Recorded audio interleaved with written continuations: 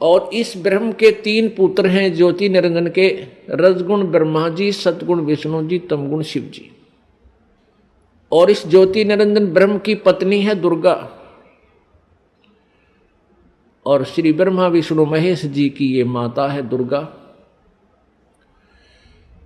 अब ये तीनों पुत्रों को इस काल ने हमारे को यहां बांधे रखने के लिए, कर्म आधार से यहां रोके रखने के लिए इनको इंचार्ज बना दिया। रजगुण युक्त ब्रह्मा जी को, सतगुण युक्त विष्णु जी को और तमगुण युक्त शिव जी को कर दिया। रजगुण ब्रह्मा, सतगुण विष्णु, तमगुण शिव जी बना दिए, उत्पन्न कर दिए। ये तीनों गुण युक्त है। रजगुण ब्रह्मा है, सतगुण विष्णु, तमगुण शिव जी।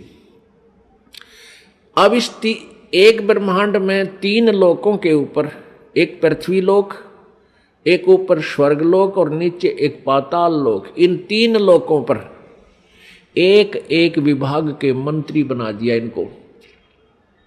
इन तीनों मंत्रियों की तीनों लोकों पर अपने विभाग के आधार से तीनों की पावर काम करती है, शक्ति काम करती है। श्री ब्रह्मा जी के इस रजोगुण के प्रभाव से सभी प्राणी संतान उत्पत्ति करते हैं, जीव के बस की बात नहीं। और श्री विष्णु जी सतगुण, अब सतगुण के प्रभाव से हमारा एक दूसरे में मोह ममता, संपत्ति में मोह, पति पत्नी का आपस में लगाव, बच्चों में ममता, भाई बहन का प्यार, ये इतना जबरदस्त है कि हम इनसे दूर नहीं हो सकते, चाहे कितना जोर लगा ले। और तीसरा तमोगुण है, जरा सी बात पर लट्ठम लट्ठा एक दूसरे ने मार डालें, कत्लेआम कर दें, ये भगवान शिव जी के अंदर सतोगुण है। उसका प्रभाव से हम ऐसा यहाँ सब कर रहे हैं। अब जैसे एक मकान में 3 कक्ष हैं या 4 कक्ष हैं, और रसोई के अंदर छौंक लगा मिर्चों का। रसोई के अंदर तो वो मूल वस्तु है, मिर्च है, छौंक है, और उसका निराकार शक्ति ने जाकर अन्य कक्षों में बैठे व्यक्तियों को भी प्रभावित कर दिया और उनको भी छींकें आने लग गई। उनके बस की बात नहीं उन छींकों ने वह रोक दे।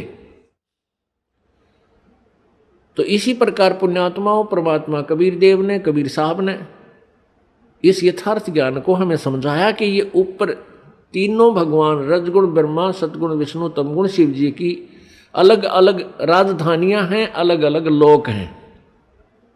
वो अपनी राजधानी में बैठकर, अपने लोक में बैठ करके वहां से सबको कंट्रोल करते हैं, और उनके शरीर से निकल रही वो निराकार शक्ति, जैसे ब्रह्मा जी से रजगुण शक्ति और विष्णु जी से सतगुण और शिव जी से तमगुण, वो शक्ति, वो जैसे छौंक वाली निराकार जो प्रभाव शक्ति, उनकी वो आकर के हम सभी 3 लोक के प्राणियों को अपने हिसाब से प्रभावित किए हुए। हमारे बस की बात नहीं,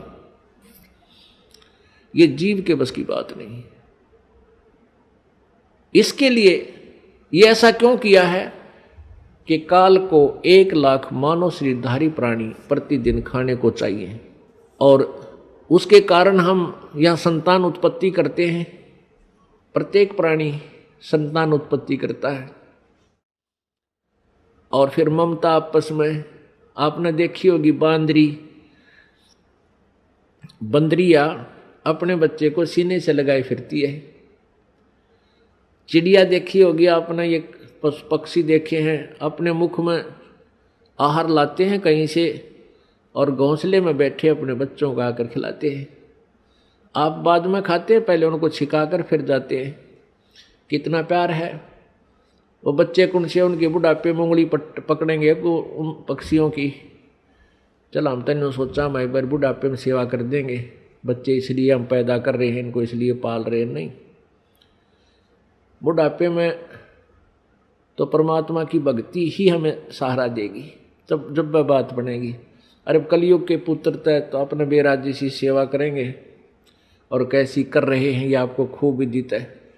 तो ये सब कारण क्या है? काल ने हमें यहाँ बाई फोर्स और धोखा दे के हमें यहाँ पर रखा हुआ है।